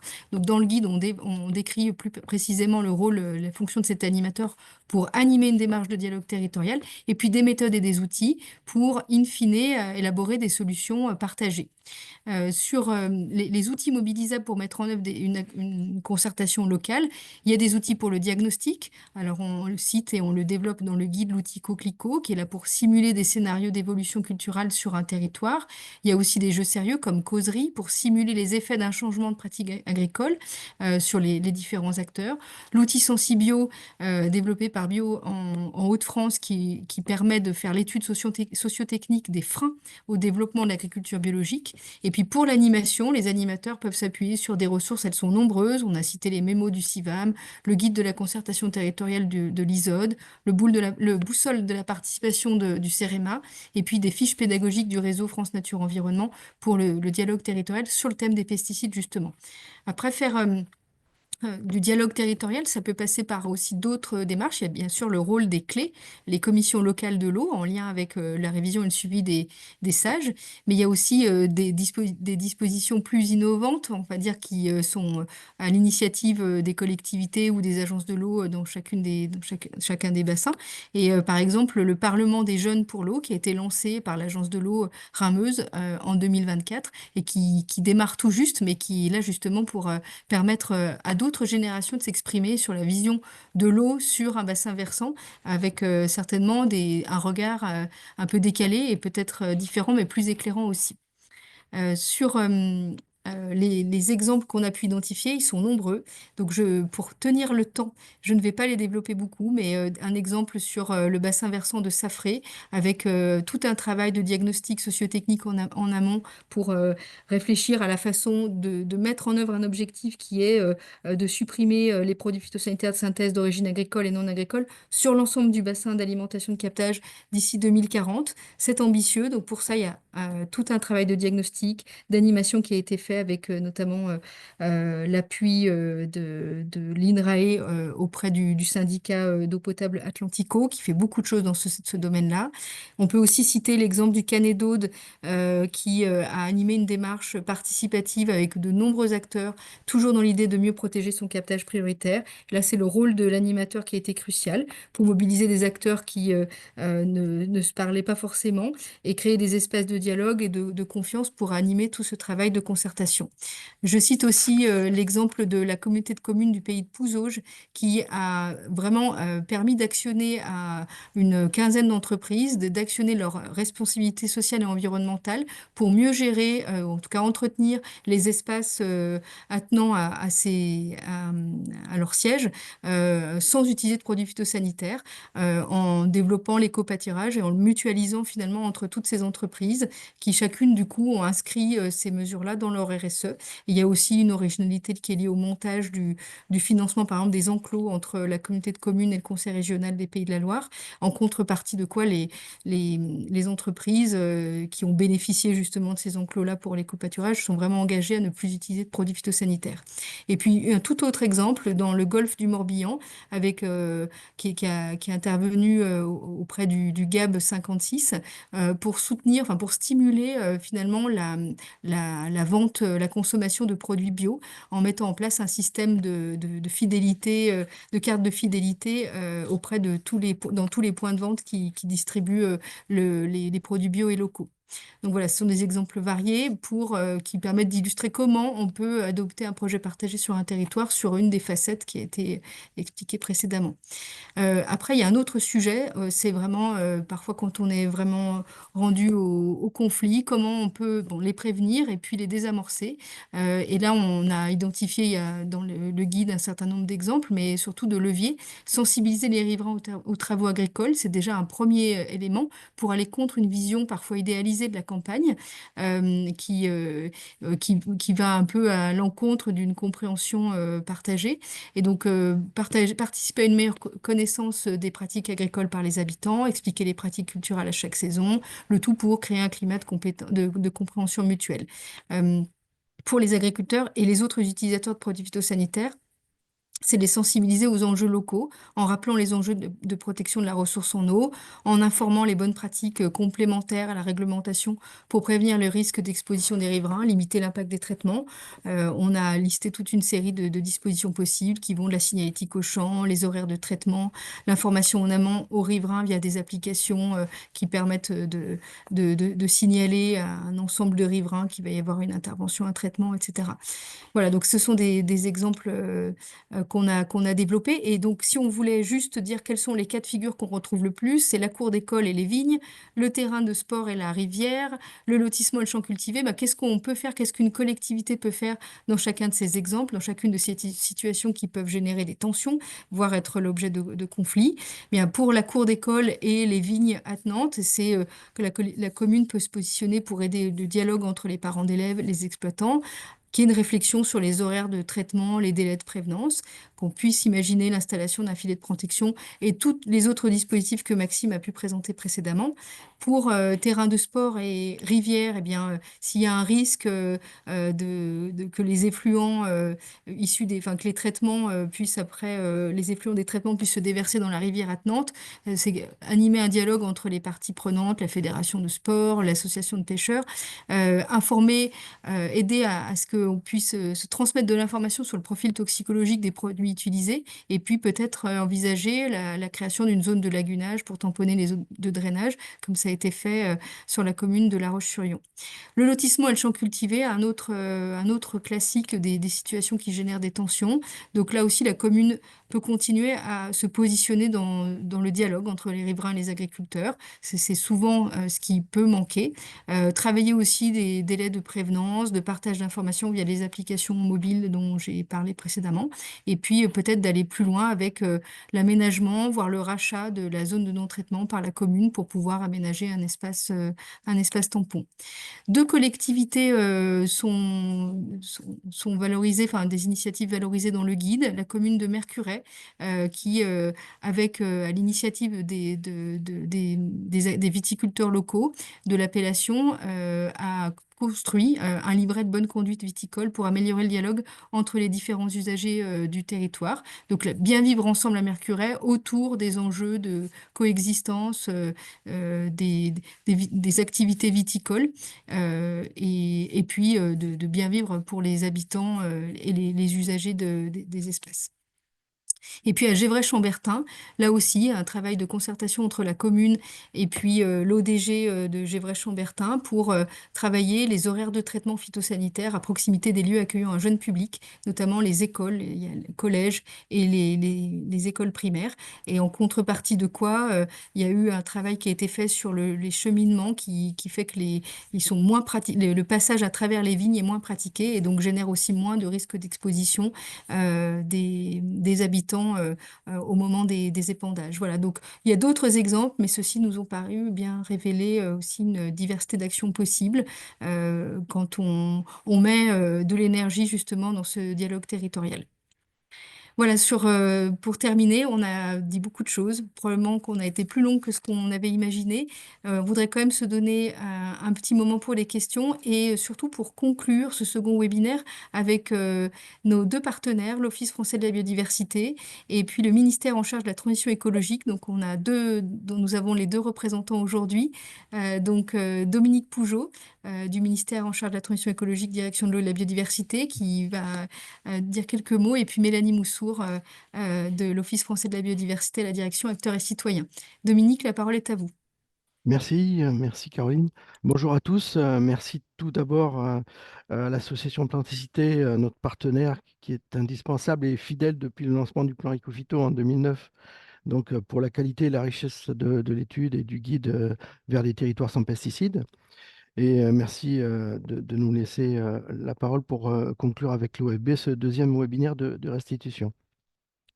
Je voulais en conclusion rappeler rapidement pourquoi ce guide sera d'une grande utilité pour les collectivités locales et l'appui aussi, il s'intègre complètement dans l'appui aux politiques publiques en faveur de la protection de la santé et de l'environnement.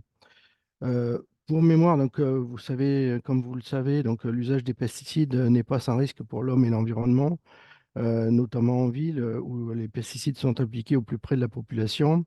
Et c'est pour cela que les collectivités ont arrêté l'usage des pesticides dans la plupart de leurs surfaces euh, bien avant la loi Labbé, donc bien avant l'obligation qui est intervenue au 1er janvier 2017 avec la loi Labbé. Donc les collectivités étaient entrées justement dans une démarche pionnière pour réduire les impacts et les usages des pesticides en ville. Et c'est ce qui a été donné justement l'impulsion pour créer cette loi Labbé. Je voulais souligner que ces interdictions, donc notamment avec la loi Labbé, avec, comme l'a mentionné récemment, donc l'OFB et l'INERIS dans un article qui s'appelle Enseignement de la première décennie de surveillance au titre de la DCE, donc un article qui a été publié en décembre 2024 dans Environmental Science and Pollution Research. Donc, l'enseignement donc, de cet article a précisé que les interdictions d'usage des produits phyto avait eu un effet bénéfique sur la pollution des eaux de surface en France, et en particulier grâce aussi avec la loi Labbé, donc en ce qui concerne les collectivités et les restrictions d'utilisation qui ont eu lieu en ville.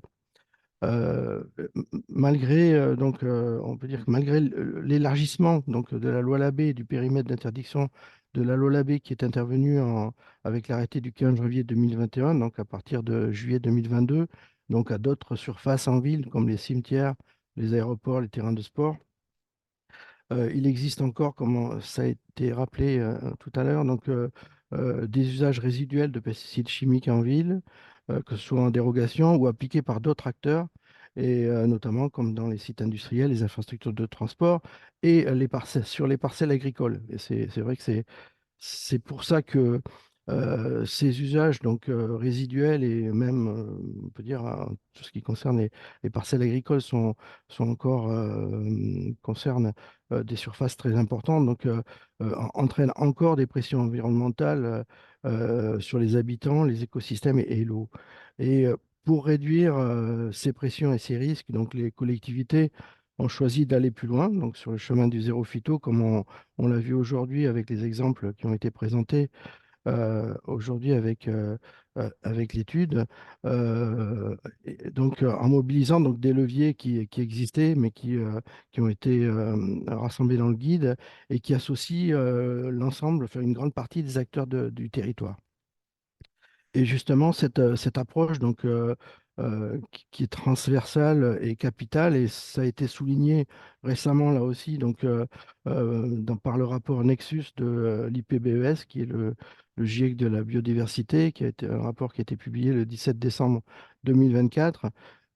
Et ça a été souligné que la perte de la biodiversité, les pénuries d'eau, les risques sanitaires et le changement climatique sont complètement interconnectés. Et le rapport indiquait que parmi les solutions, donc l'orientation primordiale était de faire de la restauration écologique une priorité, et en créant notamment des zones de protection, en replantant des haies, en restaurant des zones humides pour protéger l'eau et les sols et la santé, bien sûr toujours en limitant l'usage des produits phytosanitaires. Donc, on le voit, cette approche globale donc, a tout son intérêt est maintenant nécessaire. Et les 10 leviers donc, qui ont été présentés donc, avec les 4 familles de leviers donc, dans l'étude donc, répondent complètement aux politiques du ministère et aux politiques publiques. Et notamment, donc, je voulais souligner, donc, en ce qui concerne la stratégie Ecophyto 2030, et notamment l'action 5.2, donc, qui concerne la territorialisation, donc, avec les appels à projets donc, dans les territoires, donc, dans les régions qui ont été lancés en 2024. La stratégie nationale pour la biodiversité, et notamment la mesure 30 relative à la planification territoriale et le renforcement des outils pour accompagner les collectivités. Et puis, bien sûr, tout ce qui concerne les mesures et les actions en matière de protection des captages. Et pour cela, donc, s'il fallait illustrer, donc, on pourrait citer donc, le déplacement ce matin même de la ministre à Rennes, au salon Carrefour des gestions locales de l'eau. Et la ministre donc, va présenter sa feuille de route sur la gestion de la ressource en eau, et notamment vis-à-vis de la protection des captages. Donc on le voit, ces leviers, ces actions et cette vision donc, transversale des actions des collectivités pour réduire l'usage des produits phytos s'intègrent complètement dans les politiques publiques pour préserver la santé et l'environnement. Donc, merci, et je vais passer la parole à Mélanie pour l'OFB. Bonjour à tous et à toutes, et puis merci pour ce webinaire qui est prometteur pour la sortie du guide. Comme cela a été dit, en fait, la réduction des pesticides, c'est un enjeu qui est commun aux politiques de l'eau, de la biodiversité, de l'alimentation, de la santé. Et justement, ben, les collectivités dans les territoires, elles sont à l'interface et puis au plus près de ces crises globales qui se manifestent très, très localement. Et donc, je pense que ce qu'on peut retenir, c'est qu'elles sont parfaitement légitimes à agir. Elles ont même un rôle crucial à jouer pour que leur territoire, en fait, soit des territoires sains et sans pesticides. Puis pour la petite histoire, donc c'est d'ailleurs en réfléchissant à l'évolution du label Terre Saine et à l'engagement des collectivités qu'est née l'idée d'étendre les critères du label aux pratiques en dehors de l'espace communal.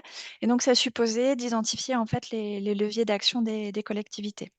Alors finalement, le nouveau label Terre Saine sur lequel on est en train de travailler avec Plantécité en partenariat et puis avec le ministère sera bien centré sur la gestion écologique des espaces gérés par les collectivités. Mais il n'était pas question d'abandonner cette idée et cette réflexion. Et ça a donné naissance à ce gros travail qui a été réalisé pendant 2 ans. Et donc, vous l'avez vu, c'est d'autant plus intéressant qu'il offre des solutions concrètes qui sont basées sur une cinquantaine d'exemples et de leviers dans des domaines de compétences variés, avec des modalités d'action très différentes les unes des autres. Et chaque exemple, en fait, témoigne de l'importance d'une approche territoriale pour sécuriser, réduire l'usage des pesticides, et puis, in fine, répondre à la demande sociétale de territoires sains. Et donc, ces différents leviers qui sont certes, pour certains, connus, actionnés ensemble, ils peuvent vraiment contribuer à infléchir la trajectoire des transitions. Et je sais que donc ce guide, il va être mis en ligne sur la plateforme Ecophyto Pro. Les différents exemples vont être valorisés au fil de l'eau, mais je vous invite tous et toutes à partager, à diffuser, à le mettre entre les mains des élus, des agents des collectivités territoriales, de l'ensemble des acteurs qui agissent en partenariat avec les collectivités. Et c'est ce qu'on fera notamment au sein de l'OFB. Et puis, je tiens surtout à dire bravo, et puis merci à l'équipe de Plantécité et puis à toutes celles et ceux qui ont contribué à cette ressource qui va s'avérer utile pour tous les territoires engagés pour la nature. Voilà. Merci beaucoup. Merci Dominique, merci Mélanie. Ludovic, je te laisse la main pour relayer des questions éventuellement. Oui, donc bon, il est 12h30. On se donne peut-être 2, 3 questions avant de clôturer le webinaire pour contenir un petit peu l'agenda de chacun. Euh, donc peut-être une question de Noémie Mossé. Donc je reprends les questions dans le module QR. Par rapport aux aires de lavage collective, est-ce qu'il y a un enjeu de distance optimale entre le siège de l'exploitation ou les lots de culture et une aire de lavage collectif? C'était l'exemple de Bièvre-Isère, afin d'éviter l'allongement de parcours et les enjeux de circulation. Est-ce qu'on peut prendre cette question? Donc effectivement, au regard des exemples qui ont été étudiés pour construire le guide et puis des différents diagnostics et analyses qui ont été réalisés, il semblerait qu'au-delà de quelques kilomètres de leur parcellaire, en fait, les agriculteurs vont pas se déplacer pour se rendre sur l'aire, et donc il est important effectivement de positionner l'aire à un endroit où elle permettra d'agréger un maximum d'agriculteurs, si je puis dire, vraiment, à la croisée de plusieurs exploitations, et du coup, ça sous-entend qu'il en faudrait une certaine densité pour couvrir, des territoires, larges parce qu'effectivement, une aire qui serait positionnée à 20-30 kilomètres, ne sera du parcellaire ne sera pas fréquentée par l'agriculteur. Mmh. Merci Maxime. Peut-être relever une information transmise donc, par Marie Dussion sur une consultation publique ouverte jusqu'au 3 février sur les lignes directrices pour la délivrance des autorisations de mise sur le marché des produits phytopharmaceutiques. Donc ça, c'était peut-être à relayer. Est-ce que Caroline ou Maxime, vous souhaitez prendre la troisième et dernière question peut-être de ce webinaire et puis on vous propose de conclure à l'issue. Il y avait une question sur l'aide au désherbage mécanique. Oui, Est-ce que c'est donc complexe à effectivement, il y a une contrôler? question, sur, éventuellement le contrôle, pour savoir si, voilà, l'aide était donnée dans les bonnes conditions. Donc là, je l'ai pas précisé, mais en fait, ces aides sont souvent, conditionnées enfin, sont permises pour un nombre de passages limité, donc en général 2 à 4 passages par an. Donc il n'y a pas après forcément de vérification si ces passages ont été effectivement effectués, sachant que l'aide est de 30 à 40 € par passage. Donc c'est vrai que quand bien même les passages n'auraient pas été mis en œuvre, on va dire que le risque est limité. Malgré tout, comme il y a un accompagnement technique en parallèle, de toute manière, il y a forcément un technicien qui va se rendre sur l'exploitation pour voir, ce qui est entrepris, notamment en termes de désherbage, et c'est à cette occasion qu'on peut se rendre compte si, effectivement la pratique ou pas a été mis en œuvre. Puis sur une dernière question qui nous est posée de Karine Lantier-Cartier, explique la SAFER Nouvelle-Aquitaine a un dispositif de stockage foncier financé par la région pour des projets d'installation. Est-ce qu'il existe des dispositifs permettant une mise en réserve pour des enjeux environnementaux? Alors, à ma connaissance, non, mais ça ne veut pas dire que ça n'existe pas. Enfin, simplement, je n'ai pas d'exemple où on n'a pas relevé de choses de ce type-là, mais ça renvoie plutôt à un élément qu'il y avait dans le premier webinaire sur le diagnostic des enjeux du territoire. Et peut-être que là, il y a des éléments de réponse, c'est-à-dire partir d'un diagnostic sur les enjeux eau, les enjeux biodiversité, milieu naturel, les pressions qui sont relevées et qu'on peut étayer. Peut-être qu'il y a des arguments, en tout cas, en faveur d'une mise en réserve pour tous ces enjeux-là. Merci. Bon, vous l'aurez compris, ce webinaire, c'est une première porte d'entrée et on va vous accompagner avec, vous informer de la diffusion du guide, donc qui sera en février. Vous pourrez justement prendre connaissance plus dans le détail de tout ce qui a été déjà soulevé lors de cette heure et demie. N'hésitez pas à revenir vers nous aussi si vous souhaitez plus d'informations. Il y a la plateforme Ecofito aussi sur laquelle il y aura des informations qui seront partagées. Donc, merci d'avoir suivi le webinaire jusqu'à maintenant avec nous. Merci beaucoup. Peut-être deux rendez-vous à venir qu'on souhaitait vous partager. Donc, nous aurons le 5 février prochain la rencontre annuelle du réseau Éco-Jardin, donc sur la gestion écologique. Je vous partage dans le chat le lien vers le formulaire d'inscription, donc qui est organisé par Plantécité avec le partenariat du ministère de la Transition écologique et que vous pourrez suivre donc soit en présentiel à Paris, soit en visioconférence. Et puis, un dernier webinaire sur ce mois de janvier, donc qui se tiendra la semaine prochaine, donc le 31 janvier. Et donc, ce sera un webinaire sur la désimperméabilisation des sols, où nous ferons part des conclusions du programme de recherche DESSER. Et donc là, je vous mets aussi le lien pour vous inscrire. Merci donc aux collègues, Caroline, Maxime pour les présentations. Merci à Mélanie Moussour et à Dominique Pougeot aussi pour la conclusion apportée à cette présentation. Et donc, nous vous tiendrons informés. On vous enverra le lien avec les replays, la vidéo et le diaporama, et on vous tiendra informé de la parution du guide vers des territoires sans pesticides. Merci beaucoup, bonne journée à toutes et à tous, et on vous dit à bientôt. Merci, bonne journée. Merci beaucoup. À Au bientôt. revoir. Merci à Au tous. Au revoir, revoir. à bientôt. Au revoir.